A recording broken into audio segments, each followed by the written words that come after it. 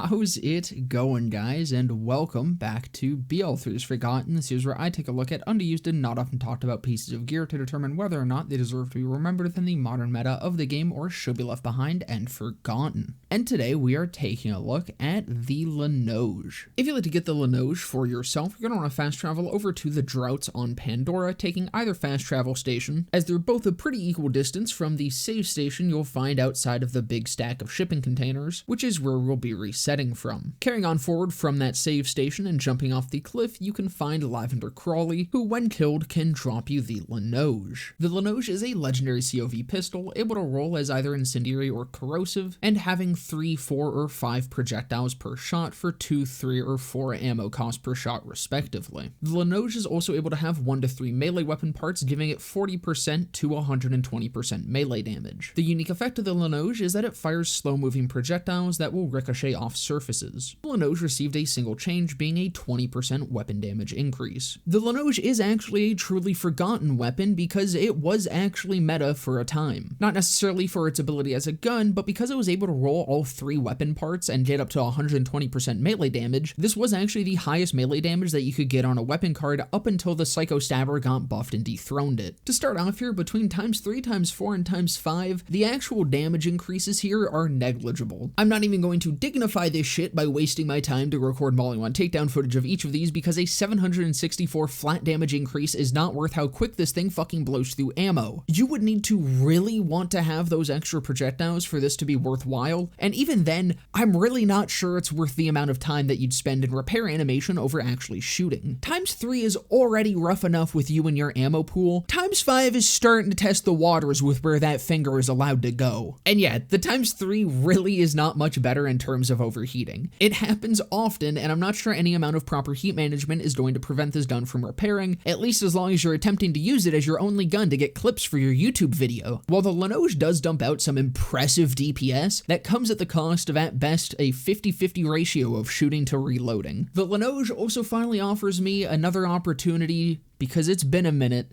to bitch about how much I despise guns with slow-moving projectiles. But shockingly enough, despite providing that opportunity, I'm not sure I'm breaking that streak today. I actually don't mind the projectiles here because of the damage that this thing dishes out. Most of the time, my issue with slower projectiles is that often they don't feel well compensated for. With the Linoge, it actually feels like a very well-balanced nerf for what this gun is able to do, which is honestly the same for the ammo consumption and the amount that it overheats as well. The Linoge has a lot of nerfs built into it, but none of them actually feel too far because of the damage that it can deal. Damage aside though, what does get very heavily nerfed by all the reloading and the slow-moving projectiles is lifesteal. I mean, this shit makes lifesteal actually feel balanced, because you can't lifesteal if you aren't hitting anything, and you can't hit anything if you're reloading 24/7, and even when you're not reloading, it's gonna take a second for those bullets to actually impact and give you your life that you stole, which leaves it actually feeling kind of bad on Zane, again, as long as you're using it as your main source of damage, because I was going down a lot. Between the reloading and the slow projectiles, I was just not able to upkeep my health bar the amount that I needed to. But who this gun did feel amazing on was actually Amara. Well, of course, it's going to be nerfing her lifesteal if she's taken sustainment. She doesn't really rely on it nearly as much as someone like Zane does, and she has so many tools to really make the Linoge feel so much better than it otherwise would. Grasp lets you guarantee that those slower moving projectiles are actually going to hit, as well as having heavy rain to actually just speed up the projectiles, as well as both Ties That Bind and Indiscriminate let you get significantly more out of each mag. The Linoge will still chew up ammo on Amara, and it can still feel a little bit choppy to use, but Amara makes it overall feel way smoother to use and lets you use it way more effectively as a main gun. While Flak isn't able to get as much out of it as Amara,